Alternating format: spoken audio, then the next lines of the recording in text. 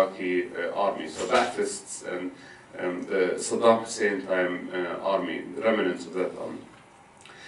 Now, many of those and other smaller militias had legitimate grievances against the central government. They're more nationalist, many of them are secular. They are for building a more functional, less sectarian government. So their grievances could have been addressed through the political system. And until now, there could be a process to peel off support from groups around ISIS. There's ISIS, there are groups who are tolerant to ISIS, there are groups who are a little bit supportive of ISIS, but they don't like them. These groups can be peeled off. But when we bomb them and ISIS together, we're actually helping ISIS unite with more moderate groups. In Syria, there is a different example because the US started bombing Al-Qaeda and ISIS in Syria. These two groups are used interchangeably in the US. In Syria, actually, they are enemies.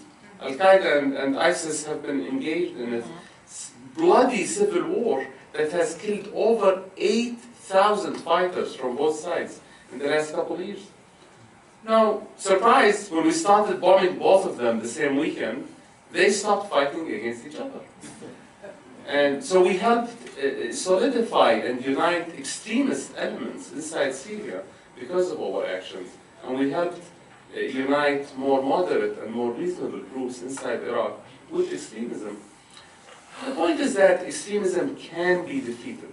And it's a long process that defeats it. But continuing the US current policies of military intervention and support to proxy groups that have been committing war crimes that are as bad as ISIS, that will not end extremism.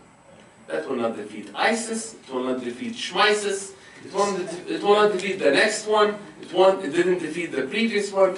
All of these groups are used to justify whatever policies that are on the ground by the Iraqi government or the US government. When Deborah first talked about ISIS, I started researching the Egyptian goddess, and actually it wasn't the same thing. But, when we talk about extremism, why don't we start talking about the extremism of the US government?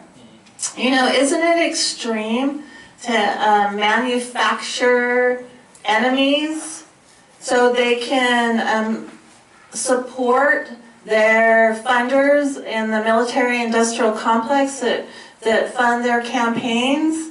Isn't torture extreme? Isn't environmental degradation and economic terrorism, that's extreme.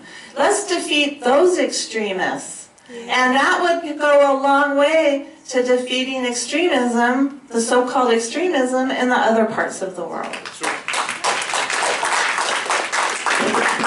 Folks, I know I had said I'd call on more people, but we are supposed to be out of here by now. And I just want to make a couple of requests. First of all, don't forget to show up at Lafayette Park tomorrow at 11:30. If you are driving and you can offer folks a ride tonight or tomorrow, please do so. And if you can help clean up out here in the lobby, I'm sure